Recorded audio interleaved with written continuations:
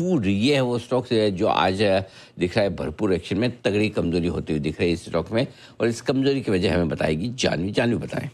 बिल्कुल सर, एक जो चीज़ है जुबिलेंट फूडवर्क्स को लेके कंसिस्टेंटली परफॉर्मेंस अंडर परफॉर्मेंस कैसे करना है, यहाँ से इस स्टॉक से सीखना चाहिए। क्योंकि काफ़ी टाइम अगर देखें तो काफ़ी पिछले क्वार्टर से हम देख रहे हैं कि लगातार यहाँ पर जो अंडर परफॉर्मेंस है बनी हुई भी है। इस बार के जो नतीजे थे चौथी तिमाही के, यहाँ पर भी हमने देखा कि अंडर परफॉर्मेंस थी। जो बाकी QSR कंपनीज है उसकी तुलना में अगर देखें तो यहाँ पर अंडर परफॉर्मेंस अभी भी जारी। बाकी QSR कंपनीज के नतीजे इस बार अच्छे आते हुए दिखे। इस बार अगर जुबिलेंट फूडवर्क्स की बात करें तो बॉटम लाइन यानी मुनाफा अगर देखें तो 5 तिमाहियों के निचले स्तर पे वहाँ पे ग्रोथ आई है, मुनाफे में ग्रोथ। और अगर रेवेन्यू ग्रोथ की बात करें, टॉप लाइन ग्रोथ की बात करें तो 2 साल में सबसे धीमी ग्रोथ भी अगर देखें तो इस तिमाही में आती हुई दिखे।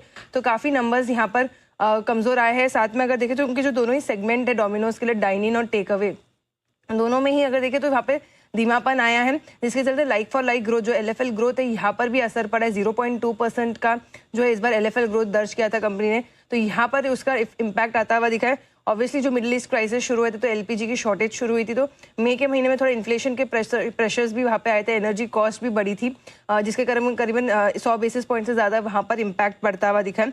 कंपनी ने इसको केटर करने के लिए 1.2% का जो है प्राइस हाइक ज़रूर लिया है, लेकिन वे पूरी तरह से पास ऑन नहीं कर पाए हैं। मैनेजमेंट अब अगर देखें तो आने वाले साल के लिए FY27 के लिए 200 बेसिस पॉइंट का FY24 के ऊपर अगर देखें तो उस मार्जिन एक्सपांशन को अभी भी टारगेट करते हुए चल रही है।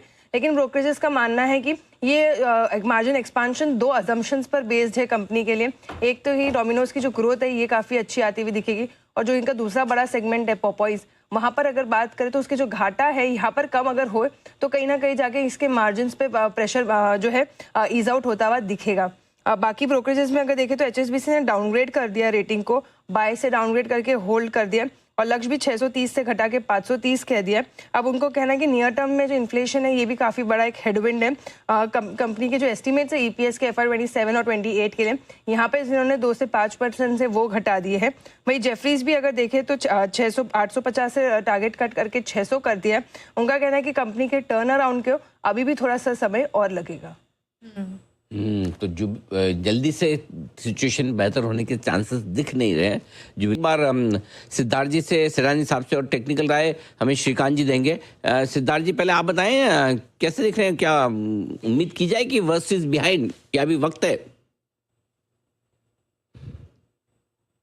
देखिए, मुझे तो लगता है कि एनर्जी अभी भी वेट करना चाहिए, वक्त है, क्योंकि ओवरऑल पर्सपेक्टिव से QSR स्पेस में है तो अच्छा, बट ये जो अभी जो माहौल हुआ है, कैश शॉर्टेजेस और भी जो कंजम्पशन पे जो रोक लगी है, यहाँ पे थोड़ा सा ब्रेक्स लग सकते हैं। तो मैं अभी भी कहूंगा कि वेट एंड वॉच करें, एक आध क्वार्टर के रिजल्ट्स नतीजे और देख ले, और उसके बाद इस पे एक्शन लेना चाहिए। तो अभी के लिए मैं वेट एंड वॉच की ही सलाह दूंगी। ये है